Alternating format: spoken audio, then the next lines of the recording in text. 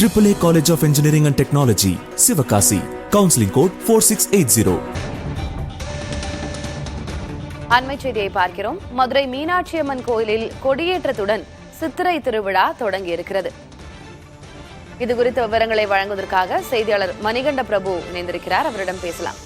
மணிகண்ட பிரபு, எவ்வளவு நாட்கள் சித்திரை திருவிழா நடக்கும்? உலக புகழ் பெற்றது மதுரையின் சித்திரை திருவிழா. இதனுடைய சிறப்பு என்ன? இதற்காக செய்யப்பட்டிருக்கக்கூடிய ஏற்பாடுகள் என்ன?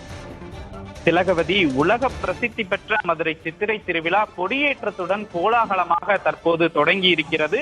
சித்திரை திருவிழா தொடங்கி இருப்பதால் மதுரை மாநகரமே விழாக்கோலம் பூண்டிருக்கிறது. குறிப்பாக மல்லிகை மணக்கும் மதுரை மாநகரத்தின் முத்திரை பதிக்கும் சித்திரை திருவிழா இந்த கொடியேற்ற நிகழ்ச்சியுடன் தற்போது தொடங்கி இருக்கிறது. 12 மாதங்களும் அந்த திருவிழா என்பது நடைபெற்றாலும் சித்திரையில் நடைபெறக்கூடிய சித்திரை திருவிழா என்பது உலக பிரசித்தி பெற்றதாகும்.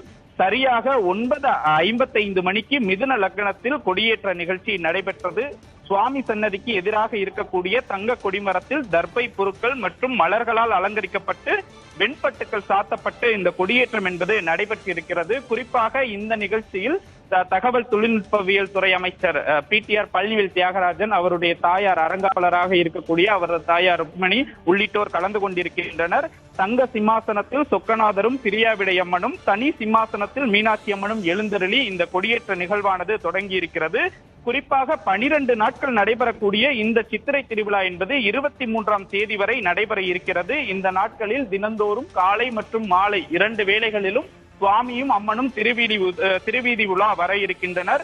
சித்திரை திருவிழா மிக பிரம்மாண்டமாக கோலாகலமாக இந்த கொடியேற்றத்துடன் தொடங்கி இருப்பதால் மதுரை மாநகரமே பக்தி மனம் கமழுவதோடு திருவிழா கோலம் பூண்டிருக்கிறது. திலகவதி, மணிகண்ட பிரபு, இப்ப 12 நாட்கள் சித்திரை திருவிழா நடக்கிறது.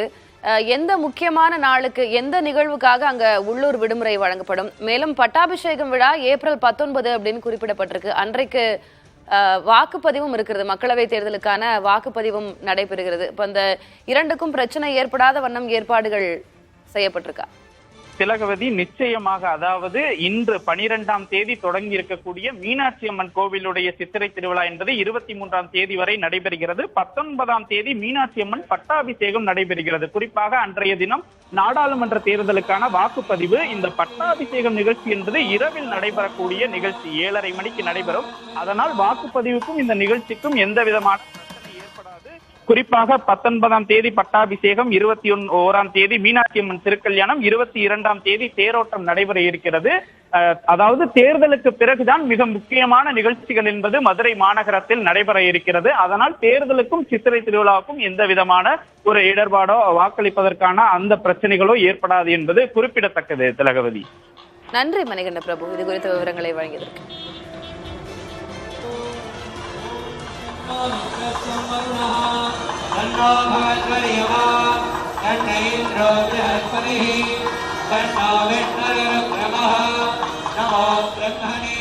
AAA College of Engineering and Technology, Sivakasi.